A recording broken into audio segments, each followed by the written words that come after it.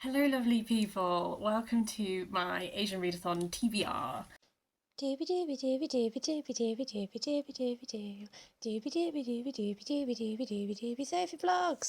Really try and do this video as quick as possible because I've seen a gigantic digger pull up outside my neighbour's house and I don't know when that's going to start doing things. So forgive me if we are going at pace today. Asian Readathon is run by with Cindy. There are prompts every year. You can have the same book cover all the prompts, you can mix it up. The main rule is that if you're reading different books, they have to be written by authors from different Asian countries. There are a few prompts this year.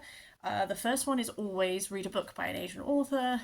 All of the books that I'm about to talk about will cover this. The rest of them I might be about to talk about out of order, but I wrote them all down on my tiny little piece of paper. The next prompt after that is to read a book that is something to do with what you would like to manifest in your next life. And that can be a place you'd like to live, a thing you'd like to do.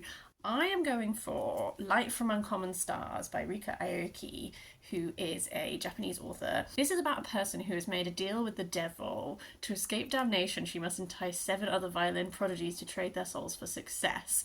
I do not want to make a deal with the devil in my next life, just to be clear. She is about to deliver the 7th soul.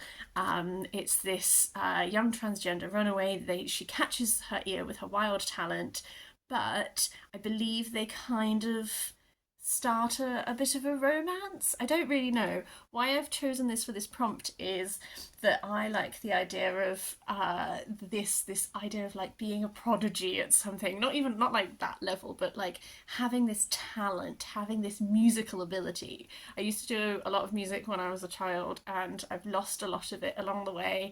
Don't play any of the instruments I used to play anymore, and that kind of thing. So I've chosen it for this prompt with that sort of like musical talent side of it.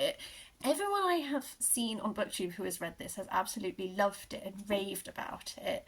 I'm really excited to give it a go. A quote from Publishers Weekly on the back that says, "A love letter to immigrant culture and the power people have to save each other, a beautiful, satisfying story of redemption and families of choice."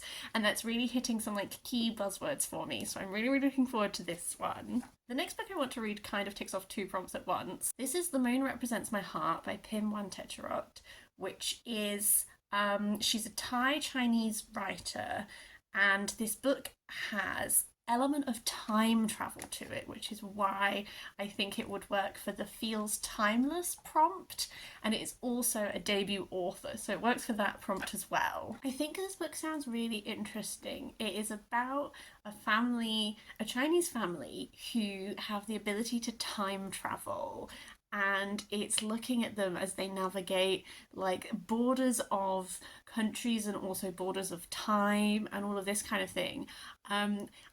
I just think that it sounds really intriguing. It feels like because it is traveling in time, that's why I've chosen it for this, but also because it will be moving around in time. I think maybe it might have that like timeless element to it.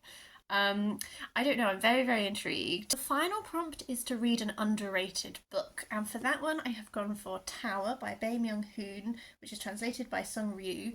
This is a book by a Korean author. It is sort of science fiction. It's following this tower, and it's, I believe, interconnecting short stories that look at the different people in this tower.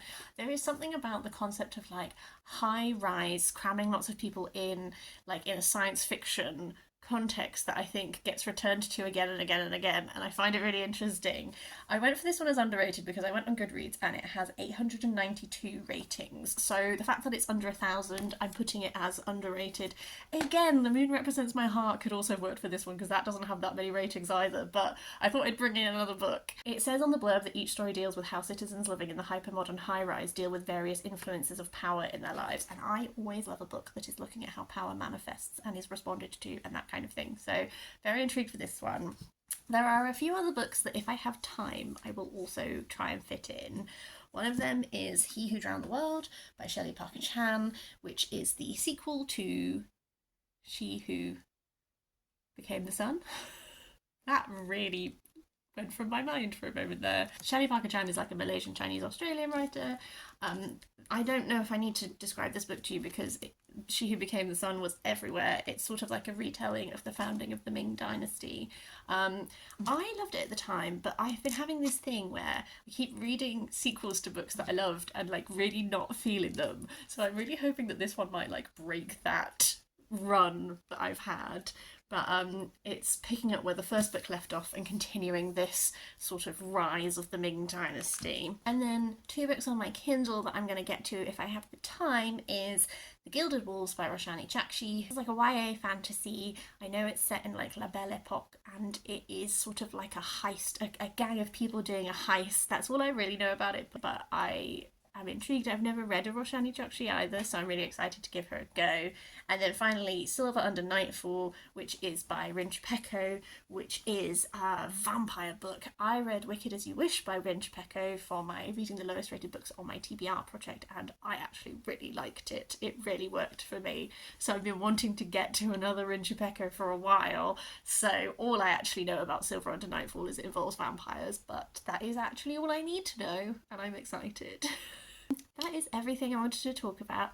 I would love to hear if you have read any of these books, what your thoughts on them were, or if you're taking part in the Asian Readathon, what are you planning on reading? Do you have any recommendations for books that I should just try and get my hands on that you really like? Do let me know. Please leave a comment down below if you fancy. Otherwise, I hope you're having a really lovely day. I will see you next time for something different.